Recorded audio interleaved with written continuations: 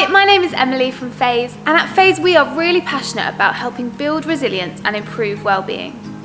Resilience is our ability to face adversity and challenges without giving up, to not be afraid to try again, to adapt and be flexible, and to use the experience as an opportunity to learn and to grow. Think back over your life and reflect on the things that you have overcome or adapted to that you never thought were possible. When I was at school, I found it extremely difficult to even put my hand up in lessons or speak in front of a small group. I never could have imagined that I'd be doing a job that involves speaking in front of large groups of people, and even sometimes whole year groups and assemblies. That doesn't mean that I always find it easy, but when I've found it difficult, I've persevered. I've reminded myself of how far I've come, and then I'm able to get through it. It also doesn't mean that it goes well every time, but my resilience means that I don't focus on the mistakes or what went wrong. I focus on what I can learn from that experience and how I can improve the next time. Resilience is not fixed or something that we are born with or without. It's like that muscle, and the more that we face challenges and get out of our comfort zone, the more that our resilience and our ability to cope will grow. We've all demonstrated resilience over the past few years and have adapted and coped with situations that we never thought we might have to face. Where have you shown resilience or grown that muscle of resilience just a little bit more? You may often hear the phrase bounce back used when we talk about resilience, but bounce back suggests an instant recovery from challenges. Resilience isn't just about pretending that everything's fine and getting straight back up.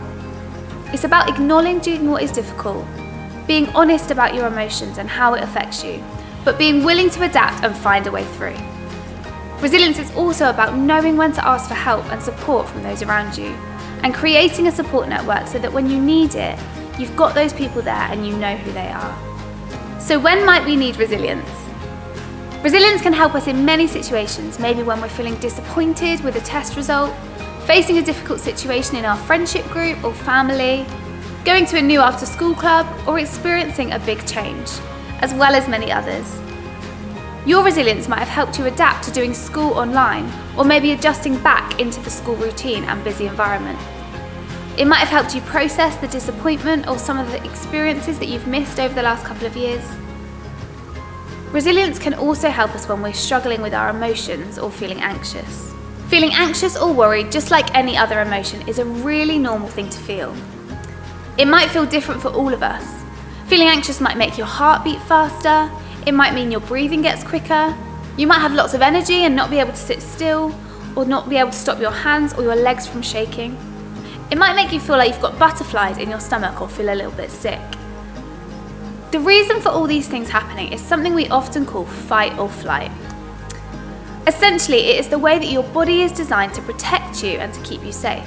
When your brain thinks that you're in danger or in a life or death situation, it quickly prepares your body to fight off that threat or to run away from it. That is why you experience those sudden feelings around your body.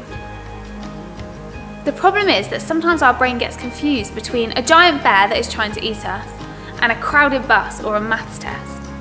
Neither of those things are an actual danger to our lives, and because we don't need to fight the maths test or run away from the bus, your body has nothing to do with all of that energy that is stored up.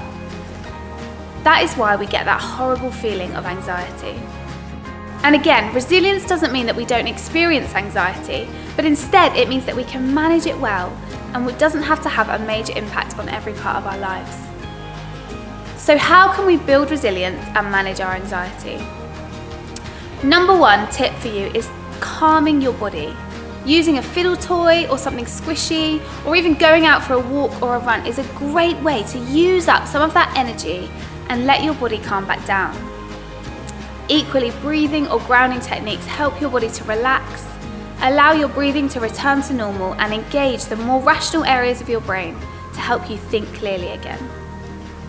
You can find out more about breathing and grounding techniques on our website. Number two, once the body is calm, the next thing you can do is to evaluate your thoughts. Did you know that we actually have much more control over our thoughts than we sometimes think? So rather than just listening to those anxious thoughts and believing them, pay attention to what they are and weigh up whether they are true or have any weight. When we experience anxiety, we all fall into traps of thinking such as catastrophizing and expecting the worst, or fortune telling and convincing ourselves that we know exactly what is going to happen. Even start to take small steps out of your comfort zone and see whether it was as bad as you really thought, and whether there's another small step that you could take. You could also reflect on the challenges that you've overcome in the past, how you were able to get through that, and whether they turned out as bad as you were expecting. Number 3, another way of using resilience to manage anxiety is problem solving. Don't ignore situations that make you feel anxious, as in the long term this is going to make things much, much worse. It can be helpful to recognise what you can or you cannot control, so that you can accept and stop focusing on those things that you can't control, but also recognise and focus on what you can do in the situation, and then put a plan together of what you're going to do. There is a link below to a video all about the circle of control, which is a great resource to help you think through this a little bit more. And then finally, the final thing you can do when feeling anxious is taking care of your well-being. Simple things like getting enough sleep, being active, getting outside will hugely boost your resilience and your ability to cope in challenging situations.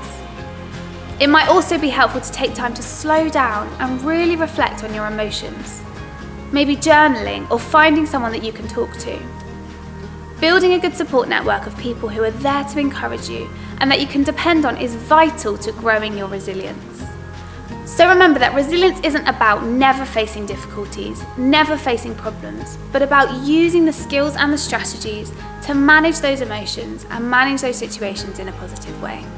For more information or resources on building resilience, you can go to our website, phase-hitchin.org, or find us on social media at phase-hitchin. You can watch some other helpful videos that are linked below, but don't forget to like and subscribe to this video to see any other videos that we post on our channel.